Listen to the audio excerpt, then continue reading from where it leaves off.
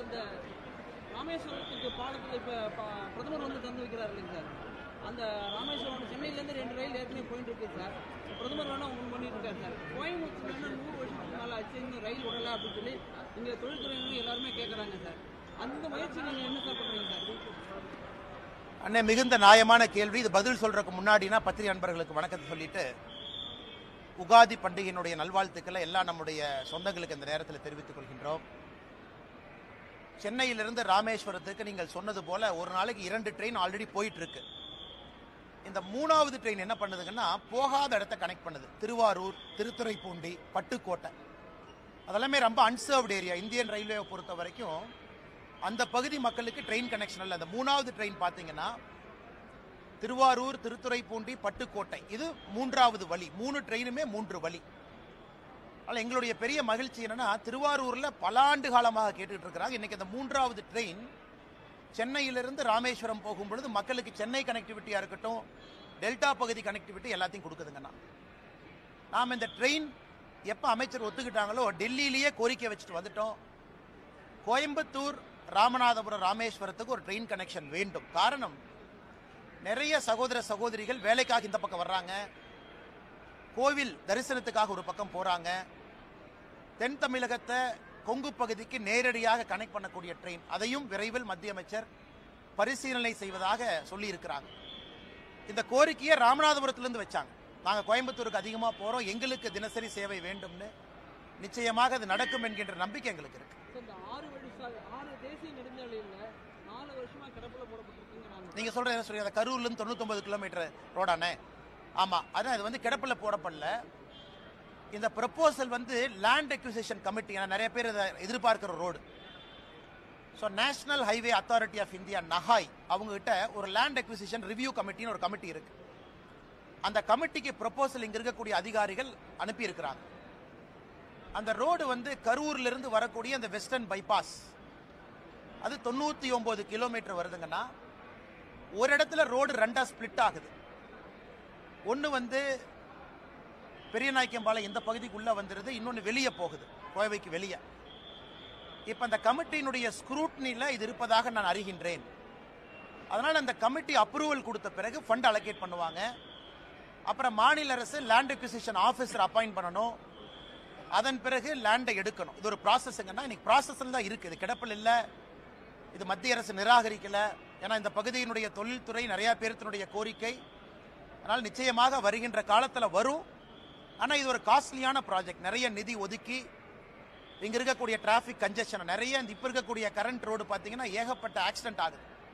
தமிழகத்தில் அதிகமாக ஆக்சிடென்ட் ஆகக்கூடிய ரோடு இன்னைக்கு கோயம்புத்தூர், கரூர் இடையில் இருக்கக்கூடிய நேஷனல் ஹைவே. அதனால் இதை எல்லாத்தையும் கவனிச்சுக்கிட்டு இருக்கிறாங்க, நாங்களும் ஃபாலோ அப் பண்ணிக்கிட்டு இருக்கோம். விரைவில் இதற்கு ஒரு நல்ல செய்தி வரும் என்கின்ற நம்பிக்கை எங்களுக்கு இருக்கு.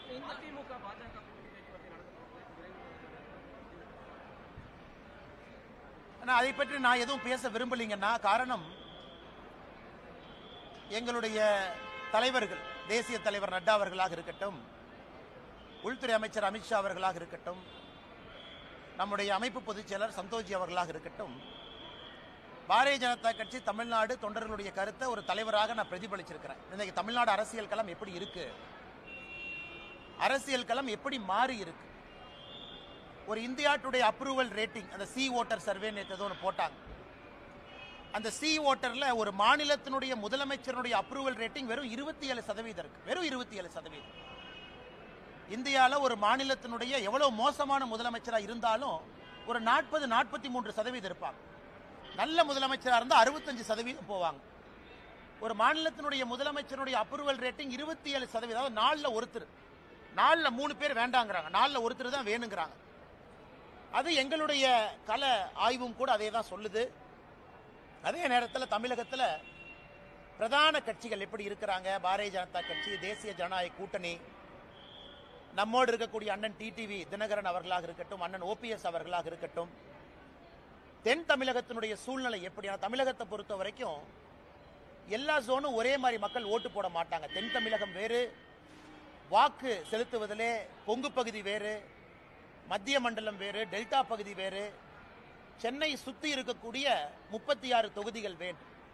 ஏன்னா நீங்க தென் தமிழகம் எடுத்தீங்கன்னா மதுரை கீழே 60 தொகுதிங்கன்னா 60 தொகுதியினுடைய பெர்ஃபார்மன்ஸ் வேற மாதிரி இருக்கும்.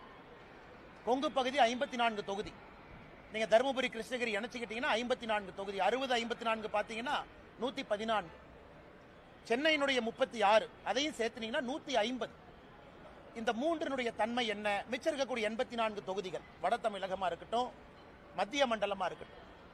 அதனால இது எல்லாத்தையும் யோசிக்கணுங்கண்ணா. ஒரு கட்சி தமிழ்நாட்டில் ஜெயிக்கணும்னா 5 மண்டலத்தில் 3 மண்டலத்தை அந்த கட்சி ஜெயிக்கணும். ஒரு கூட்டணியோ கட்சியோ தமிழகத்தில் ஆட்சி களத்துக்கு வர்றாங்கன்னா இந்த 5 மண்டலத்தில் 3 மண்டலத்தை ஜெயிக்காம யாரும் ஆட்சிக்கு வரவே முடியாது. தென் தமிழகத்தை ஜெயிச்சு, கொங்கையும் ஜெயிச்சு, சென்னை உட்பட வேற எல்லா பகுதியிலையும் 3 குறைந்தபட்சம் ஜெயிக்கணும். ஸ்வீப் வரணும். 180 190 சீட் நீங்க அடிக்கணும். 234க்குன்னா 4 ஜெயிக்கணும். எனக்கு தமிழகத்தில் பத்திரிகை நண்பர்கள் நீங்களா இருக்கிறீங்க. அந்த சூழ்நிலை எப்படி இருக்குன்னு உங்களுக்கும் தெரியும், எனக்கும் தெரியும். அதனால என்னுடைய வேலை இந்த கட்சியினுடைய தலைவனாக, தொண்டனாக, இது எல்லாத்தையும் மைக்ரோ லெவல் அனாலிசிஸ். நான் எப்பவுமே மேம்போக்கா பேச முடியாது. நான் பத்திரிகையில பேசுறது வேணுங்கண்ணா. எங்களுடைய தலைவர்களுக்கு நான் ஒரு பிரீஃபிங் கொடுக்குறேன் அப்படின்னா மைக்ரோவா போகும். 234 தொகுதி தன்மை எப்படி, ஜாதிகளுடைய திங்கிங் எப்படி இருக்காங்க, ஜாதிகள் வேண்டாம் என்று நினைக்கின்றோம். ஆனா ஓட்டிங் பேட்டர்ன்ல இன்னைக்கு ஜாதிகள் ஒரு முக்கிய பங்கு வகிக்கிறாங்க. அவங்க எப்படி யோசிக்கிறாங்க, தலைவர்கள் எப்படி பார்க்கறாங்க, தமிழ்நாட்டினுடைய பொருளாதார சூழ்நிலை மக்கள் ஓட்டு செலுத்துவதில் மாற்றத்தை ஏற்படுத்துதா? குறிப்பா தென் தமிழகத்தை எடுத்துங்க. தண்ணி இல்ல, பெரிய பிரச்சனை. விவசாயம் நலிவடைந்திருக்கு. தொழில்துறை வளர்ச்சி இல்லை. அவங்க எப்படி பார்க்கறாங்க? அதனால நான் என்ன பேசினேன் அப்படிங்கறத நான் பத்திரிகை நண்பர்கள்ட்ட சொன்னா தவறா போயிருங்கன்னா, ரொம்ப டீடைல்டாக, ஆழமாக, ஆதாரத்தின் அடிப்படையில் எப்படி தமிழ்நாடு இருக்கின்றது, எப்படி செல்ல வேண்டும், மக்களுடைய நலன் எப்படி இருக்கணுங்கிறத நாங்க பேசியிருக்கோம். அதனால் கூட்டணியை பற்றி எந்த வார்த்தையும் நான் பேச விரும்பல. அது நம்முடைய உள்துறை அமைச்சர் அமித்ஷா அவர்கள் நேற்று முன்தினம் டைம்ஸ் நவ் சம்மிட் டெல்லியில பேசியிருந்தாங்க. நீங்க அதை பார்த்தீங்க. அதனால அவருடைய கருத்தை இந்த விஷயத்தை பொறுத்தவரை இறுதி கருத்தாக நீங்க எடுத்துக்கங்க. என்னை பொறுத்தவரை தமிழகம் நன்றாக இருக்கணும், மக்கள் நல்லா இருக்கணும். அதே நேரத்தில் பாரதிய ஜனதா கட்சியினுடைய வளர்ச்சி தங்குதடை என்று இருக்கணும் அப்படிங்கிறது நான் ரொம்ப தெள்ள தெளிவா இருக்கேன். எனக்கு எந்த ஒரு தலைவரின் மீதோ எந்த ஒரு கட்சியின் மீதோ கோபம் கிடையாது. யாருக்கும் எதிரானவன் கிடையாது. பாரதிய ஜனதா கட்சியினுடைய வளர்ச்சி எனக்கு முதன்மை, தமிழகத்தினுடைய நலன் அதைவிட முதன்மை. அதனால பொறுத்திருந்து பாருங்க. நான் ஏற்கனவே என்னுடைய ஸ்டாண்டை பொறுத்த வரைக்கும் எப்பொழுதுமே நான் ஓப்பனாக தான் இருந்திருக்கேன். அதில் எந்த மாற்று கருத்தும் இல்லை. நான் டெல்லியில் பேசும்பொழுது தொண்டனாக பணியாற்றவும் தயார் என்கின்ற வார்த்தையும் பயன்படுத்தியிருக்கேன். அதனுடைய பொருளையும் நீங்கள் நல்லா உணர்ந்துக்குங்க. அதனால் அண்ணாமலை அரசியலுக்கு வந்திருப்பது பவருக்காக கிடையாது. அண்ணாமலை அரசியலுக்கு வந்திருப்பது தமிழகத்திலே ஒரு மாற்றத்தை ஏற்படுத்த வேண்டும் என்பதற்காகத்தான். நான் ஆகஸ்ட் 25, 2020 பாரதிய ஜனதா கட்சி டெல்லியில் இணைஞ்சேன். அன்றிலிருந்து என்று வரை என்னுடைய எண்ணத்தில் ஒரு சிறு பிசிறு கூட கிடையாது. எதற்காக அரசியலுக்கு வந்தேன் என்பதை 5 ஆண்டு கழித்தும் கூட இன்னைக்கும் அதே உணர்வோடு உங்களோடு நின்று கொண்டிருக்கின்றேன். அதனால் கூட்டணி பற்றி விரைவில் நீங்க பார்ப்பீங்க. தமிழ்நாடு பாரதிய ஜனதா கட்சியினுடைய தலைவர் எப்படி இருக்கணும் அதையும் விரைவில் பார்ப்பீங்க. ஸோ என்னுடைய கடமை ஒரு கட்சி முடிவெடுக்கும் பொழுது அக்யூரேட் ஃபீட்பேக், நடுநிலைமையாக, என்னை சார்ந்தோ இன்னொருவரை சார்ந்தோ இல்லாம பெர்ஃபெக்ட் அக்யூரேட் ஃபீட்பேக் கொடுத்தா கட்சியினுடைய தலைவர்கள் சரியான முடிவெடுப்பாங்க. அதான் என்னுடைய நோக்கம். அதை டெல்லியிலே நான் செய்துவிட்டு வந்திருப்பதாக எனக்கு நானே சொல்லிக் கொள்கின்றேன். அதுக்கப்புறம் தலைவர்கள் எல்லா சூழ்நிலையும் பார்த்து முடிவெடுப்பாங்க.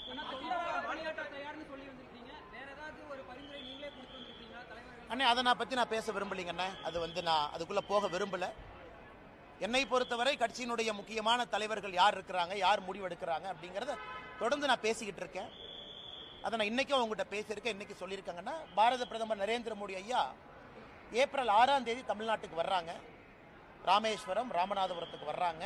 இலங்கையிலிருந்து நேரடியா டைரக்டா இலங்கையிலிருந்து ராமநாதபுரத்துக்கு வர்றாங்க. இலங்கை 5ஆம் தேதி போறாங்க இலங்கைக்கு. அது முடித்த பிறகு மண்டபத்துக்கு வர்றாங்க. மண்டபம் வந்த பிறகு பாரத பிரதமர் நரேந்திர மோடி ஐயா அவர்கள் பாம்பன் அந்த புதிதாக இந்த புதிய டெக்னாலஜியோடு வடிவமைத்திருக்கக்கூடிய பாலத்தை திறப்பு விழா செய்கிறாங்க. அதன் பிறகு கோவிலுக்கு போறாங்க. ஒரு முக்கிய ஜோதிர்லிங்க கோயிலாக இருக்கக்கூடிய ராமேஸ்வரம் கோயிலுக்கு போய் ஆண்டவன் தரிசனம் முடிச்சுட்டு government meeting, government public meeting, அதாவது பாரதிய ஜனதா கட்சியினுடைய பொதுக்கூட்டம் இல்ல, அரசு நடத்தக்கூடிய பொதுக்கூட்டத்தில் பிரதமர் பங்கேற்று புதிய திட்டங்களுக்கான அறிவிப்பு எல்லாம் செஞ்சுட்டு பிரதமர் அவர்கள் மதுரை வழியாக டெல்லிக்கு திரும்பி போறாங்க. இது ஏப்ரல் 6ஆம் தேதி நடக்குது. அதற்கான பணிகள் எல்லாம் கூட நம்முடைய கட்சி தொண்டர்கள் செய்து கொண்டிருக்கின்றார்கள். அதுவும் எங்களுக்கு முக்கியம். பிரதமர் அவர்கள் தேர்தலுக்கு பிறகு 2024 லோக்சபா தேர்தலுக்கு பிறகு தமிழ்நாட்டுக்கு வரக்கூடிய அவருடைய முதல் விசிட் இது. அதையும் வெற்றிகரமாக அந்த பகுதியில் நடத்தி காட்ட வேண்டும் என்கின்ற முனைப்போடு இருக்கிறோம். அதனால் அரசியல் என்ன நடக்கும், எப்படி நடக்கும், எந்த நேரத்தில் நடக்கும், அதெல்லாம் சரியான நேரத்தில் நடக்குங்கன்னா மாநில தலைமை வந்து அதிமுகவுடன் கூட்டணி இல்லை அப்படிங்கிறது ஒரு தெளிவாக இருக்கும். எந்த காலத்தில் கூட்டணி இல்லை அப்படிங்கிறது அண்ணா ஒரு நிமிஷங்கண்ணா, அண்ணா ஒரு நிமிஷம். நீங்கள் என்னைய பார்ப்பீங்கண்ணா, வருங்காலத்தில் என்னை பார்ப்பீங்க. எதையும் மாற்றி பேசுவோன்னு அந்த அண்ணாமலை அல்ல, நீங்கள் பார்ப்பீங்க. அண்ணாமலையை பொறுத்தவரை ஆகஸ்ட் 25, 2020 எதற்காக அரசியலுக்கு வந்தனோ அந்த வெறியும் அந்த பசியும் அந்த நெருப்பும் உள்ள எரிஞ்சுக்கிட்டு இருக்கு. அதே நேரத்தில் கட்சி முதன்மையானது. இந்த கட்சியில் நான் ஒரு தொண்டன். இந்த கட்சி முதன்மையானது. இந்தியாவுடைய அரசியல் சரித்திரத்தை பார்க்கும் பொழுது பாரதிய ஜனதா கட்சியை பொறுத்தவரை நிறைய இடத்துல நாம் முடிவுகள் எடுத்திருக்கின்றோம். எல்லா முடிவுகளும் ஒரு தொலைநோக்கு பார்வையோட தான் நம்ம முடிவு எடுத்திருக்கோம். அதனால் என்னை பொறுத்தவரை நான் தெளிவாக இருக்கின்றேன். நான் ஏற்கனவே உங்களுக்கு நிறைய பேசிட்டேன் டெல்லியில். என்னால் யாருக்கும் பிரச்சனை வராது. அதே நேரத்தில் மாற்றி மாற்றி பேசுகிறவன் அண்ணாமலை கிடையாது. அண்ணா போன வருஷம் அப்படி சொன்னீங்க, இந்த வருஷம் இப்படி சொன்னீங்க, 2025 ஜூனில் அப்படி சொல்லுவீங்களா? என்னுடைய ஸ்டாண்ட் எப்பவுமே ஒன்று தாங்கண்ணா. தமிழ்நாடு முதன்மையாக இருக்கணும், பாரதிய ஜனதா கட்சியினுடைய வளர்ச்சி இருக்கணும். அதில் என்னுடைய தனிப்பட்ட வளர்ச்சியோ இன்னொருடைய வளர்ச்சி முக்கியம் கிடையாது. அதனால் வருகின்ற காலத்தில் நீங்கள் பார்ப்பீங்க என்னுடைய ஸ்டாண்ட் எப்பவுமே கன்சிஸ்டன்ட்டுங்கண்ணா. அதிமுக தலைவருக்கு எதிராக நீங்க கடுமையாக விமர்சிச்சிருந்தீங்க. எடப்பாடி பழனிசாமி அவர்களே விமர்சிச்சிருந்தீங்க. அந்த ஸ்டாண்ட் உறுதியாக இருக்கீங்களா? அண்ணா ஒரு நிமிஷமே. அதாவது யாரை பற்றியும் நான் கடுமையாக விமர்சிக்கலாம். கருத்துக்களை கருத்துக்களாக வைத்திருக்கின்றேன். அது சகோதரர் விஜய் அவர்களாக இருக்கட்டும், நம்முடைய மாண்புமிகு முதலமைச்சர் ஐயா ஸ்டாலின் அவர்களாக இருக்கட்டும். நான் இந்தியா ஃபுல்லாக பிரச்சாரத்துக்கு போகிறேன். நவீன் பட்நாயக் அவர்கள் ஒரிசாலிருந்து, கர்நாடகாவிலிருந்து, ஆந்திராவிலிருந்து, டெல்லி அரவிந்த் கெஜ்ரிவால் அவர்லேருந்து எல்லா மாநிலத்திற்கும் கிட்டத்தட்ட 13 மாநிலத்தில் இந்த 3 ஆண்டுகள் நான் பிரச்சாரம் பண்ணியிருக்கேன். 13 மாநிலத்தில் எல்லா இடத்திலும் கூட எனக்கு என்ன தனிப்பட்ட விருப்பு வெறுப்பா? எனக்கும் அரவிந்த் கெஜ்ரிவால் அவர்களுக்கும் பங்காளி சண்டையா? கருத்துக்களை கருத்துக்களாக எதிர்கொண்டிருக்கின்றேன். கருத்துக்களை கருத்துக்களாக எதிர்கொள்ளணும். ஏன்னா ஐடியாலஜிக்கலி நம்ம ஸ்டாண்டு வேற வேற ஸ்டாண்டாக இருக்கு.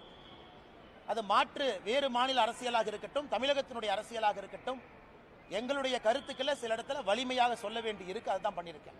அதனால கடுமையாக விமர்சிச்சாங்க அப்படிங்கிற வார்த்தையை வடங்கன்னா கருத்துக்களை கருத்துக்களாக எதிர்கொண்டிருக்கின்றேன். வருகின்ற காலத்தில் நீங்க பாப்பீங்க என்னுடைய ஸ்டாண்டில் எந்த மாற்றமும் இல்லைங்க. அதிமுக தலைவர்கள் பாஜக தலைவர்கள் புகழ ஆரம்பிச்சிருக்காங்க. அதை பத்தி எப்படி பாக்குறீங்க? அண்ணே, நான் யாருடைய தனிப்பட்ட இதை பத்தி நான் கருத்து சொல்ல விரும்பலீங்கன்னா, அந்தந்த தலைவர்களை எப்படி பார்க்குறாங்க அப்படிங்கிறத அவங்க பிரதிபலிக்கிறாங்க. நான் ஏற்கனவே சொல்லியிருந்தேன், ஒரு மாநிலத்தினுடைய எதிர்க்கட்சி தலைவர் ஒரு நாட்டினுடைய உள்துறை அமைச்சரை சந்திப்பது எந்த விதத்திலும் தவறு இல்லை என்று சொன்னவன் நான். இன்னைக்கு தமிழ்நாட்டிலிருந்து ஃப்ளைட்டில் யார் ஏறினாலும் டெல்லிக்கு தான் வர்றாங்க, பாரதிய ஜனதா கட்சி தலைவர்களை தான் பார்க்குறாங்க அப்படின்னு மீடியாவில் நிறைய யூகம் எழுதுறீங்க. அண்ணன் செங்கோட்டையன் அவர்கள், மதிப்புக்குரிய அண்ணன் செங்கோட்டையன் அவர்களுடைய பயணம், அதில் யூகத்தை எழுதுறீங்க. பாரதிய ஜனதா கட்சியை பொறுத்தவரை திரைமறைவில் யாரையும் சந்தித்து பேச வேண்டிய அவசியம் பாரதிய ஜனதா கட்சிக்கு இல்லை. நாங்கள் எப்பொழுதுமே வெளிப்படையாத்தான் இருக்கிறோம். காங்கிரஸ் போல டெல்லியில் அமர்ந்து தமிழ்நாட்டினுடைய அரசியலை பாரதிய ஜனதா கட்சி எப்பொழுதும் கட்டுப்படுத்தாது. அது பாரதிய ஜனதா கட்சியினுடைய சரித்திரமே சாட்சி. அதனால மீடியால வரக்கூடிய யூகங்களுக்கு நான் பதில் சொன்னா அது தவறா போயிருங்கண்ணா. டெல்லிக்கு போயிட்டு வந்த உடனே செங்கோட்டையன் அவர்களுக்கு வந்து ஒய்பிரி பாதுகாப்பு கொடுத்துருந்தாங்க. யாரையும் தனிப்பட்ட முறையில் பேச வேண்டியது இல்லை அப்படின்னு. விஜய் அவர்களுக்கு பாதுகாப்பு இருக்கு. இன்னைக்கு விஜய் அவர்களுக்கு பாதுகாப்பு கொடுத்த காரணத்திற்காக இல்ல, அப்ப பாஜகவும் அதாவது மத்திய ஆளுகின்ற ஆட்சியும் விஜய் அவர்களுக்கும் ஒரு தனிப்பட்ட உடன்படிக்கை இருக்கா? இல்லை. அவர் பாரதிய ஜனதா கட்சியின் மீது ஆக்ரோஷமான கருத்துக்களை வைக்கிறாரு, பதிலுக்கு நாங்க வைக்கிறோம். அதனால இந்த செக்யூரிட்டிக்குள்ள நான் போக விரும்பலைங்க. நான் எல்லாருக்குமே தமிழ்நாட்டினுடைய சரித்திரத்தை பாருங்க. நமக்கு நேர் எதிர்கட்சிகளாக இருந்தவங்களுக்கு முதல்ல என்எஸ்ஜிஎல் இருந்துச்சு, நேஷனல் செக்யூரிட்டி கார்டு. இப்போ அது சிஆர்பிஎஃப் மாறிடுச்சுங்கண்ணா. நம்மை பொறுத்தவரை மாநில அரசு ஒருத்தருக்கு செக்யூரிட்டி கொடுக்க தவறும் பொழுது மத்திய அரசு ஸ்டெப் இன் பண்றாங்க. அப்படித்தான் நான் பாக்குறேங்கண்ணா. மாநில அரசினுடைய ஸ்டேட் செக்யூரிட்டி கேட்டகரைசேஷன் கமிட்டின்னு ஒன்று இருக்கு. ஏடிஜி, இன்ட், லா அண்ட் ஆர்டர்லாம் அதில் இருக்காங்க. அவர்கள் முறையாக கொடுக்கும் பொழுது அதில் எங்கேயுமே விருப்பு வெறுப்பு இருக்கக்கூடாதுன்னு நினைக்கிறோம். அதனால் மத்திய அரசு யாராச்சும் ஒருத்தர் கொடுக்குறாங்க, அதில் ஒரு அரசியல் காரணம் அப்படின்னு யாராச்சும் கற்பிக்க நினைத்தால் அதை நான் இந்த நேரத்தில் மறுக்கிறேன். Ex MLA, sitting MLA, ex minister, அதே போல நிறைய பேர் இருக்காங்க. ஆனால் அவருக்கு மட்டும் ஏன் ஒரு கேள்வி தானே பண்ணக்கூடிய அரசியல் ஆனால் எனக்கு தெரியலீங்கண்ணா, நீங்கள் அந்த செக்யூரிட்டி கேட்டகரைசேஷன் கமிட்டி, அரசியல் சூழல், குறிப்பாக தொண்டர்கள் வருவது, பாதுகாப்பு, காரணம், கருத்துக்கள் பேசுவது, அதை பற்றி நான் சொல்ல விரும்பலிங்கன்னா இருக்கலாம். இன்டெலிஜென்ஸ் ஏஜென்சிஸ் என்ன பிக் பண்ணுறாங்க, அந்த செக்யூரிட்டி கேட்டகரைசேஷன் கமிட்டியில் என்ன யோசிக்கிறாங்க, இதெல்லாம் கூட ஒரு காரணமாக இருக்குங்கண்ணா. பட் நான் விஜய் அவர்களுக்கும் இதே தான் சொல்கிறேன், அண்ணன் செங்கோட்டையன் அவர்களுக்கு இதே தான் சொல்கிறேன். மாற்று கருத்து பேசக்கூடிய நண்பர்களுக்கும் நம்ம கொடுத்துருக்கிறோமே, அப்போ நமக்கும் விஜய் அவர்களுக்கும் உறவா? நிச்சயமாக கிடையாது. அப்போ நமக்கும் செங்கோட்டையன் அண்ணனுக்கும் உறவா? நிச்சயமாக கிடையாது. இது வந்து அந்த ரீதியில் தான் நீங்கள் பார்க்கணுங்க. மேடம் கேளுங்க மேடம். மேடம் இல்லை மேடம், இன்னவே எல்லா அரசியல் கட்சிகளும் அவர்களுடைய நிலைப்பாட்டை தெரிவிச்சிட்டாங்கன்னா மக்களுக்கு அது ரொம்ப சௌரியமாக போயிடும். சகோதரர் விஜய் அவர்களாக இருந்தாலும் கூட அரசியல் எதுக்கு வந்திருக்காங்க, யாரை எதிர்க்கிறாங்க, என்ன காரணத்திற்கு இங்கே அரசியல் பண்றாங்க, அந்த நிலைப்பாட்டை தெரிவிக்கணும். அதனால் சகோதரர் அவர்கள் நிலைப்பாட்டை, விஜய் அவர்கள் நிலைப்பாட்டை தெரிவிச்சுக்கிறாங்க, நான் வரவேற்கிறேன், நோ ப்ராப்ளம். இதுக்கு தான் அரசியல் வந்திருக்கேன். பட் நாங்க திமுகவையும் எதிர்க்கின்றோம், இப்படித்தான் எதிர்க்கிறோம். அதாவது திமுகவை எதிர்க்கும் பொழுது பாரதிய ஜனதா கட்சியினுடைய கொள்கையும் திமுக கொள்கையும் 1008 வித்தியாசம் இருக்கு. திமுக 2 மொழி, நாங்க 3 மொழி பேசுறோம். திமுக நீட்டு வேண்டாம், நாங்க நீட்டு வேண்டுன்னு சொல்றோம். திமுக வக்ஃப் போர்டுக்கு எதிரி, நாங்க வக்ஃப் போர்டு வேணும்னு சொல்றோம். இது எதிர்ப்பு, அதாவது கொள்கை ரீதியான எதிர்ப்பு. அதனால இன்னைக்கு மக்கள் அரசியல் கட்சிகளை பார்ப்பாங்க, வெறுமனே எதிர்க்கிறீங்களா, பேச்சுக்காக எதிர்க்கிறீங்களா, இல்ல எதிர்க்கிறீங்கன்னா உங்களுடைய கொள்கை அடிப்படையிலே மாறுபட்ட கொள்கையா, இது மக்கள் பார்ப்பாங்க. இன்னைக்கு பாரதிய ஜனதா கட்சியினுடைய எதிர்ப்பு என்பது அடிப்படையிலே மாறுபட்ட கொள்கையோடு திராவிட முன்னேற்ற கழகத்தை நாம் எதிர்த்துக் கொண்டிருக்கின்றோம். 100 நாள் வேலைவாய்ப்பு திட்டத்தில் வந்து 4000 போராட்டம் பல இடத்துல வந்து மக்களை வந்து கிராமசபை தவறான ஒரு விஷயத்தை சொல்லி வந்து கூட்டியிருக்காங்க. அண்ணா, 100 நாள் வேலைவாய்ப்பு திட்டத்தை பற்றி நல்ல ஒரு கேள்வி கேட்டீங்கண்ணா, நான் பதில் சொல்கிறேங்கண்ணா. அண்ணா, தமிழ்நாட்டை பொறுத்த வரைக்கும் சில டீட்டெயில்ஸ் நான் கொடுக்குறேங்கண்ணா, நல்லா எழுதி வச்சுக்கங்கண்ணா. எந்த அளவுக்கு ஃப்ராடுத்தனம் இங்கே இருக்கக்கூடிய திராவிட முன்னேற்ற கழகத்தினுடைய ஆட்சியாளர்கள் செய்கிறாங்க அப்படிங்கிறத, எந்த அளவுக்கு ஃப்ராடுத்தனம் பண்ணுறாங்க நீங்கள் பார்க்கணுங்கண்ணா. அண்ணா, அதாவது நான் சொல்கிறது நல்லா கேட்டுங்கண்ணா, தமிழ்நாட்டை வர பின்தங்கிய மாநிலங்கள் இந்தியாவில் நிறையா இருக்குங்கண்ணா. தமிழ்நாட்டை விட கிராமப்புற மாநிலங்கள் நிறையா இருக்குங்கண்ணா. தமிழ்நாட்டை விட கிராமப்புற மாநிலங்கள். இன்னைக்கு இந்த 100 நாள் வேலைவாய்ப்பு திட்டம் நாம ஆட்சிக்கு வந்த பிறகு எல்லா மாநிலங்களுக்கும் கொடுத்திருக்கக்கூடிய நிதி நான் படிக்கிறேங்கண்ணா. ஆந்திராவை பொறுத்த வரைக்கும், ஆந்திர பிரதேச பொறுத்த வரைக்கும் 2021-22 மேடம், நான் சர்க்குலேட் பண்றேன், நீங்க நோட்ஸ் பெருசா எடுக்க வேண்டாம், உங்களுக்கு அந்த டேட்டா கைக்கு வந்துடும். 21-22, 22-23, 23-24, 24-25 4 வருஷங்கண்ணா. 4 ஆண்டுகள் ஆந்திராவுக்கு மொத்தமாக நாம் கொடுத்திருப்பது 30,063 கோடி. பீகார் தமிழ்நாட்டை விட பின்தங்கிய மாநிலம், கிராம பகுதிகள் அதிகமாக இருக்கக்கூடிய மாநிலம்.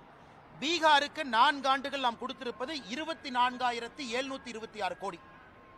குஜராத் 4 ஆண்டுகள்ல 100 நாள் வேலைவாய்ப்பு திட்டம் குஜராத் நல்லா கவனிச்சுக்கங்கண்ணா. குஜராத்துக்கு நாம் கொடுத்திருப்பது வெறும் 6,613 கோடி. கர்நாடகா பிஜேபி அரசு இடையில் இருந்தாங்க, 4 ஆண்டுகளுக்கு நாம் கொடுத்திருப்பது 23,226 கோடி. கேரளாவிற்கு 13,000 கோடி. மத்திய பிரதேஷ் தமிழ்நாட்டை விட பின்தங்கிய மாநிலம் 26,000 கோடி. ஒரிசா 18,000 கோடி. ராஜஸ்தான் 35,000 கோடி. தமிழ்நாட்டை விட 4 மடங்கு மக்கள் தொகை, தமிழ்நாட்டை விட அதிகமான கிராமங்கள் இருக்கக்கூடிய உத்தரப்பிரதேஷ்க்கு நம்ம 4 ஆண்டுகளில் கொடுத்தது 38,000 கோடி. இந்தியாவில் அதிகமாக 100 நாள் வேலைவாய்ப்பு திட்டம் நாம் கொடுத்த நிதி இந்திய அரசியல் சரித்திரத்தில் தமிழ்நாடு. கடந்த 4 ஆண்டுகளில் 39,333 கோடி ரூபாய்.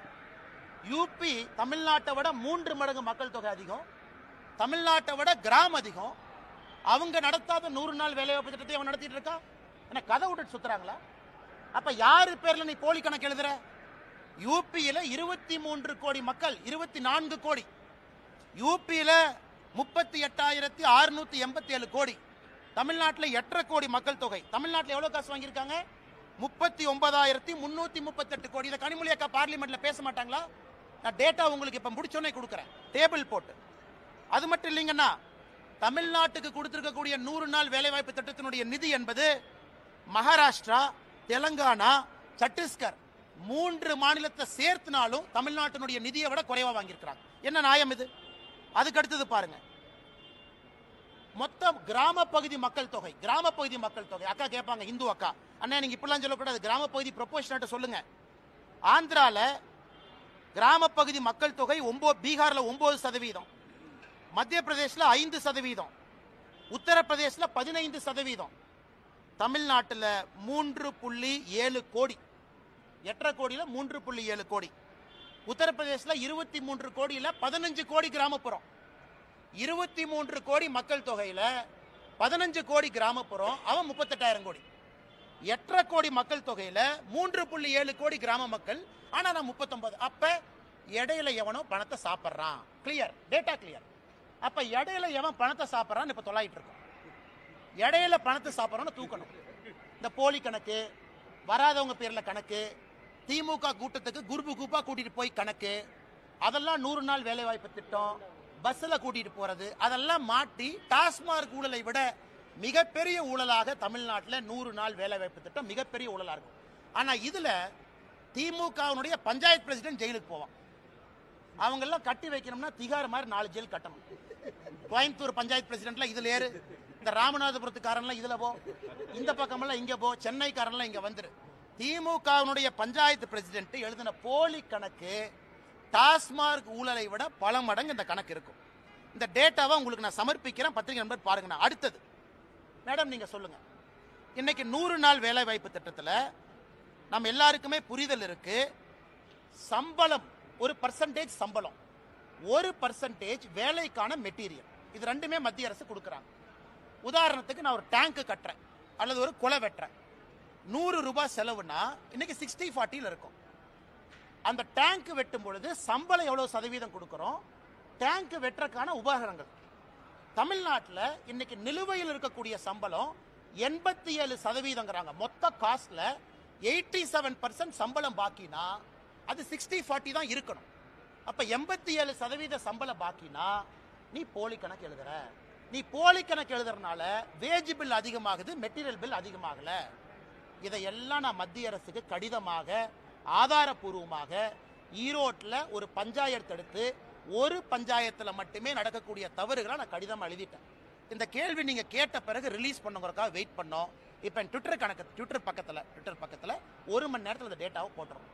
அதனால் எங்களை பொறுத்தவரை மத்திய அரசு ஒரு சிறப்பு அதிகாரிகள் குழுவை போட்டு தமிழ்நாட்டில் 39,000 கோடி ரூபாயும் ஆடிட் பண்ணி, இந்த பெருச்சாளிகள் எவெல்லாம் பணம் திருண்டானோ 4 சிறைச்சாலையை மத்திய அரசினுடைய பணத்துல கட்டி, அந்த 4 சிறைச்சாலையை நப்பிட்டு தான் அடுத்த பைசா கொடுக்கணும். நான் சொல்றது கரெக்ட் தானே? இந்த டேட்டாவை பார்த்துட்டு மேடம் என்கிட்ட, அண்ணா நீங்க கொடுத்த டேட்டா தப்பு, 15 கோடி கிராம மக்கள் தொகை, 23 கோடி யூபி, அவன் 38,000 கோடி, 8.5 கோடி மக்கள் தொகையில 3.5 கோடி கிராமப்புறம், நாம 39,000 கோடி. இந்த மாதிரி அல்வாவை எங்கேயாச்சும் இந்தியாவில் பார்த்துருக்கீங்களாண்ணா? இதை நாங்க பேசக்கூடாதாமா. இதுல அடுத்த கட்ட அல்வா பாருங்க. இதுல கிராம சபையை கூட்டுறாங்க, எல்லாம் கிராம சபை ஒடியாங்க. சரி, மக்கள் ஏதாவது ஸ்கீம் அனௌன்ஸ் பண்ணுவாங்கன்னு போனா மோடிக்கு எதிராக கொடி பிடிங்கிறான். அதுலதான் கிராம சபையில மக்கள் கொந்தளிச்சு எழுந்து, ஏயா 39,000 கோடி அந்த மனுஷன் பணம் கொடுத்துருக்கான், நீ பொய் கணக்கு எழுதி அந்த மனுஷன் தெரிஞ்சும் பணம் கொடுத்துருக்கான் மக்களுக்கு போட்டுன்னு, அந்த மனுஷனுக்கு எதிராக நீ கொடி பிடிக்க வைக்கிறேன்னு கிராம சபை கூட்டத்தில் திட்டினதுக்கு அப்புறம் துண்டகணன் அமைச்சர் எல்லாம் ஓடி இருக்கிறாங்க. அண்ணன் KKS ராமச்சந்திரனை பார்த்தேன். அதனால் பத்திரிகை நண்பர்கள்ட்ட அன்பான வேண்டுகோள், இந்த 100 நாள் வேலைவாய்ப்பு திட்டத்தினுடைய ஊழலை பெரிய அளவில் நீங்கள் எடுத்து பேச வேண்டும் என்று தாழ்மையோடு நான் கேட்டுக்கிறேன். ஏன்னா இது ஏழை மக்களுக்கு போற காசு. இதை ஏன் சீரியஸா நான் பேசுறேன், நான் அரசியல் பேசினா கூட இது ஏழை மக்களுக்கு போற காசு. இதை எவனா இடையில பொய்க்கணக்கு எழுதி திருடுறான், அதை விடக்கூடாது. என் ட்விட்டர் பக்கத்தில் 1 மணி நேரத்தில் அந்த கணக்கை நான் போடுறேன், நீங்க பார்த்துட்டு அதன் பிறகு நீங்க சமாதானமாகி டிவியில் நீங்க பேசலாம். தலைவா, ஆமா ICT அது வர்றங்கண்ணே. அதில் கொஞ்சம் அன்பில் மகேஷனுடைய ஒரு பினாமி கம்பெனி அதில் இருக்குங்கண்ணே, ஒரு அண்ணா நகர் கம்பெனி ஒன்று, அதையும் நான் எடுத்திருக்கேங்கண்ணே. இவங்க தான் இந்த CBI ப்ராசிக்யூஷன் சாங்ஷன்லாம் பிடுங்கி வச்சிருக்கிறாங்க. உதாரணத்துக்கு சவுக் சங்கர் மேட்டர், அதெல்லாம் கனெக்டட் தான்.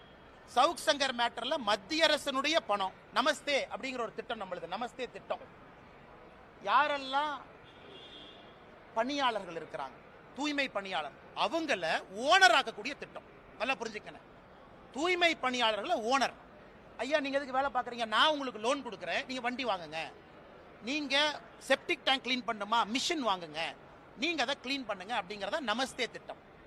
தமிழ்நாட்டில் அம்பேத்கர் ஐயா பேர்ல அந்த திட்டத்தை பேரை மாத்தி மத்திய அரசுடைய பணம் வருது.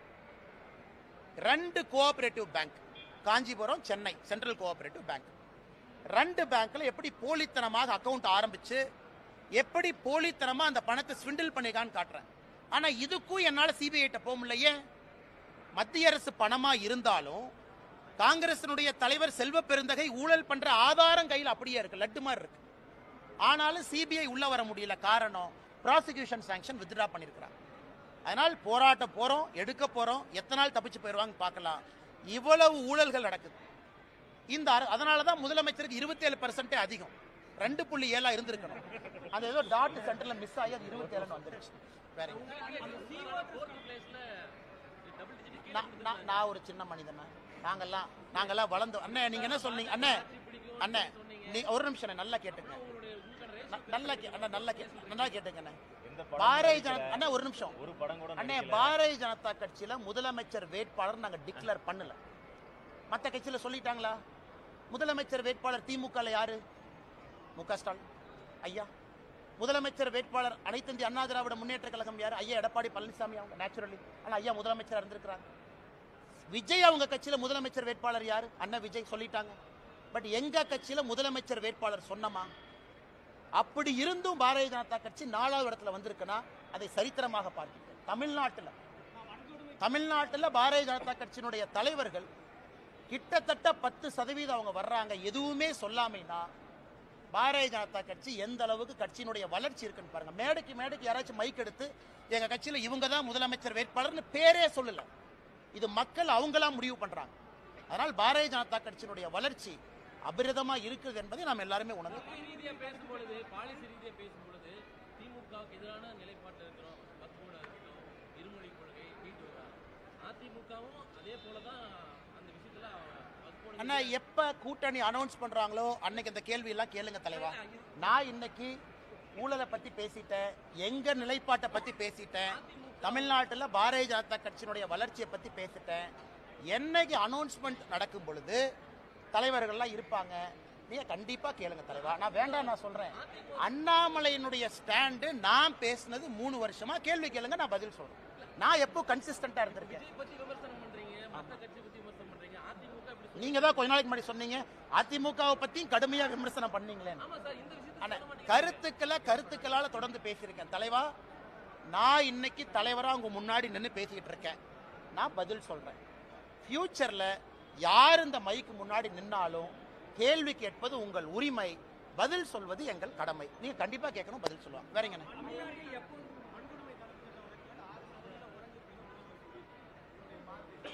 அண்ணே, நம்ம முதலமைச்சரை பொறுத்த வரைக்கும் டேட்டாவை கையில் எடுத்துக்குவாருண்ணே. எந்த பீரியடுக்கு குறைஞ்சிருக்குன்னு பின்னாடியே போவார். சட்டசபையில சட்டம் ஒழுங்கு 2011-12 பாத்தீங்கன்னா சட்டம் ஒழுங்கு குறைஞ்சிருக்குங்கிறார். சரி, நான் கேட்கிறேன், முதலமைச்சர் அவர்களே சட்டம் ஒழுங்குல வெள்ளை அறிக்கை ஏன் கொடுக்கல? நான் தொடர்ந்து சொல்வது 2022ஆம் ஆண்டு, அதுக்கப்புறம் என்சிஆர்பி டேட்டா என்ன வரலீங்கண்ணே. நானும் பிரஷர் போட்டுட்டு இருக்கேன், தயவு செஞ்சு என்சிஆர்பி டேட்டாவை கொடுங்க. 2022ஆம் ஆண்டு என்சிஆர்பி டேட்டாவை பார்த்தீங்கன்னா பெண்கள் குழந்தைகளுக்கு எதிரான குற்றம் தமிழ்நாட்டில் ஒரே ஆண்டுல 8.9% உயர்வு. அதுக்கப்புறம் அபிஷியல் டேட்டாவே இல்லை. அதனால முதலமைச்சர் எந்த டேட்டாவை பார்த்து பேசிட்டு இருக்காருன்னா, எந்த டேட்டாவை பார்த்து ஒரு எம்பி, காங்கிரஸ் எம்பி பார்லிமெண்ட்ல கேட்கறாங்க, என்னையா டேட்டாவே சொல்லினு. அமைச்சர் சொல்றாங்க, அண்ணே டேட்டா நான் சொல்ல முடியாது, மாநில அரசு டேட்டா கொடுத்தா தான் நான் கொடுக்க முடியும். மாநில அரசு டேட்டா கொடுக்க மாட்டாங்க, கொடுத்தா தானே என்சிஆர்பியில் வரும். ஸோ இவங்களுடைய ஆட்சி வந்த பிறகு குற்றங்கள் அதிகமாக இருக்கு. இது பாராளுமன்றத்தில் அஸ்வினி வைஷ்ணவ் அவங்க பதில் சொல்லியிருக்காங்க. மேடம், நீங்க தமிழ்நாட்டில் டேட்டா கொடுத்தா பப்ளிஷ் பண்றதா எங்க வேலை. தமிழ்நாட்டு அரசு கிட்ட போய் டேட்டா வலுக்கட்டாயமாக வாங்கக்கூடிய உரிமை எங்களுக்கு இல்லை. அதனால முதலமைச்சர் அவர்கள் எந்த காலகட்டத்தை பார்த்துட்டு இருக்காரு, எங்க பப்ளிக் டேட்டா எங்க? பத்திரிகை நண்பர்களுக்கு வெள்ளை அறிக்கை பப்ளிக் டேட்டா கொடுக்கணும். 2021, 22, 23, 24, 25 வேண்டாம், உங்க முன்னாடி கொடுக்கட்டும். உமன் அண்ட் சில்ட்ரன் எவ்வளவு, கேங் ரேப் எவ்வளவு, அட்ராசிட்டி அகேன்ஸ்ட் உமன் எவ்வளவு, SC ST prevention of atrocity act என்ன, எதுவுமே இல்லாம எப்படி நான் பதில் சொல்றது? எந்த பீரியடு, எந்த காலகட்டம், எந்த ரேஷியோ?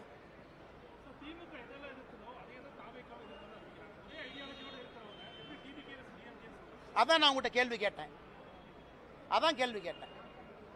அண்ணன் சீமான் அவர்கள் நான் பாராட்டுறேன். ஏன்னா அவருடைய கொள்கை வேறு, அவர் எதிர்க்கிறாரு. பாரதிய ஜனதா கட்சியை நானே பாராட்டிக்கிறேன். எங்க கட்சியாக இருந்தாலும் நாங்கள்லாம் சேர்ந்து பாராட்டிக்கிறோம். ஏன்னா எங்க கொள்கை வேறு, நாங்க எதிர்க்கிறோம். மிச்ச கட்சிகளாம் ஒரே கொள்கை தானே. நீங்க கேட்டீங்க அண்ணன் டிவிக்கு, அவங்கள ஒரே கொள்கை தானே. ஆனால் புதுசா என்ன கொண்டு வர்றாங்கன்னு கேட்கறேன். அதனால தான் நாங்க தைரியமா இருக்கிறோம். தேசிய ஜனநாயக கூட்டணி வரக்கூடிய தேர்தலில் பெரிய அளவில் வெற்றி வாய்ப்பை கொண்டு வரும் என்கிற நம்பிக்கை எனக்கு இருக்கு. ஏன்னா முதலமைச்சருடைய அப்ரூவல் ரேட்டிங்கே 27% என்ன. இந்தியாவில் எங்கேயாச்சும் அநியாயம் பார்த்துருக்கீங்களா? அந்த அநியாயம்